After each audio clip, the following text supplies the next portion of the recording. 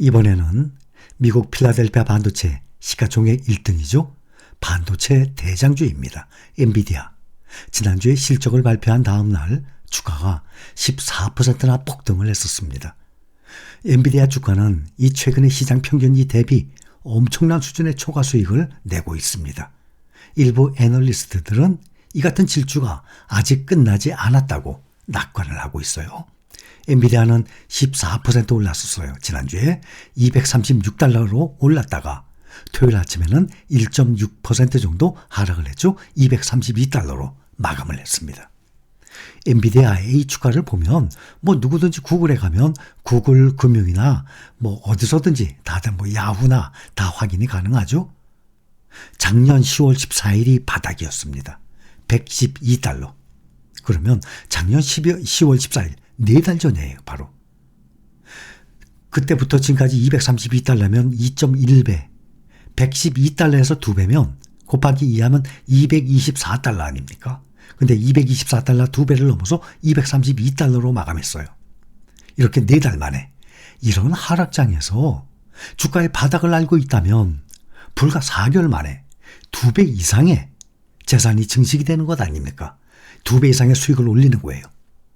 누구든지 당연히 전 재산을 걸어야죠. 정말 집 팔아서라도 사야죠. 바닥을 알 수만 있다고 말이죠. 전 재산이 5억이야. 그러면 4달 만에 10억 만들어. 전 재산이 20억이야. 4달 만에 40억 만들어. 그런데 이게 말이 그렇지 불가능한 것 아닙니까? 이게 만약에 가능하다 그러면 주시장은 존재할 수가 없는 거죠. 이 시장의 컨센서스를 웃도는 실적을 발표하고 또 인공지능 AI 관련 수요가 앞으로 실질적으로 가시화하고 있다고 밝힌 것이 주가 급등을 이끌었습니다. 올 들어서 보면 지금까지 엔비디아는 63% 상승했습니다.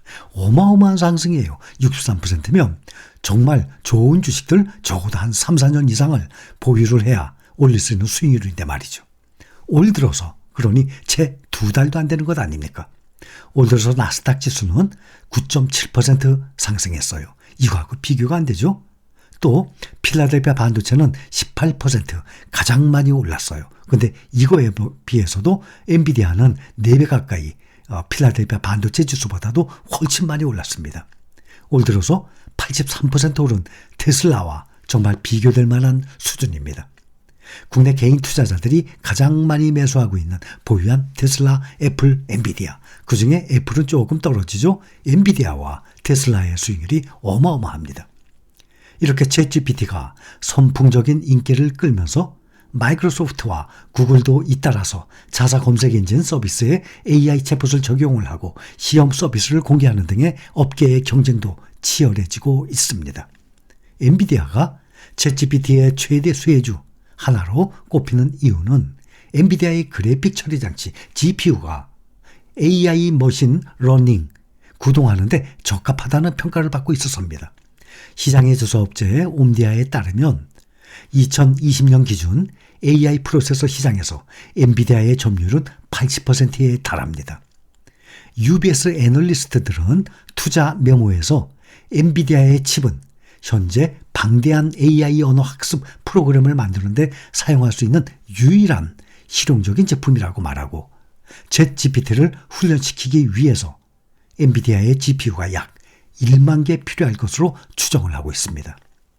세계 1위 GPU 그래픽 처리 장치 기업이에요. 엔비디아. 올해 1분기 실적 자체 전망치는 65억 달러, 우리 돈으로 약 72조 원 정도. 지난 4분기 매출 60억 5천만 달러보다 오를 전망입니다.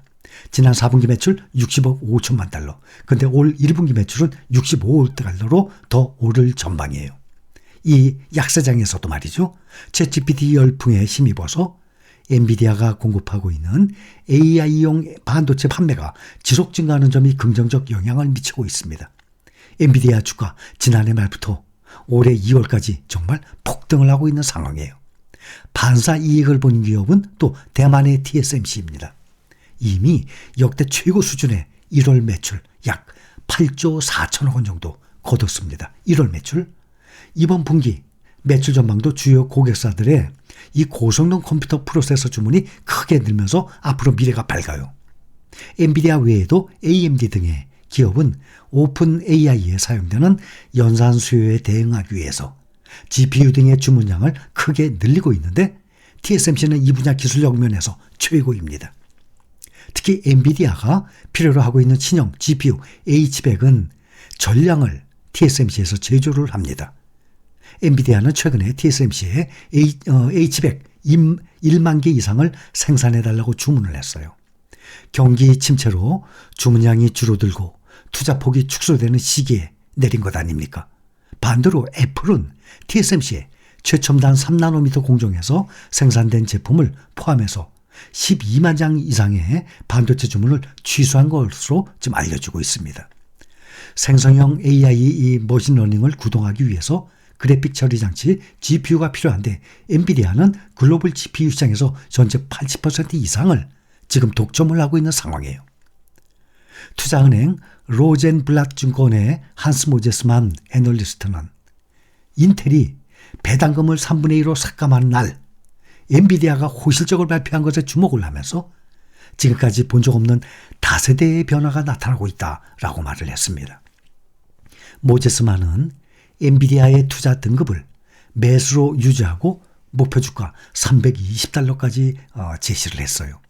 크레딧 스위스의 크리스 케이소 애널리스트도 엔비디아의 주식은 소유하지 않는 것이 더 어렵다라고까지 표현을 하면서 엔비디아 목표 주가를 $210에서 $275로 끌어올렸습니다.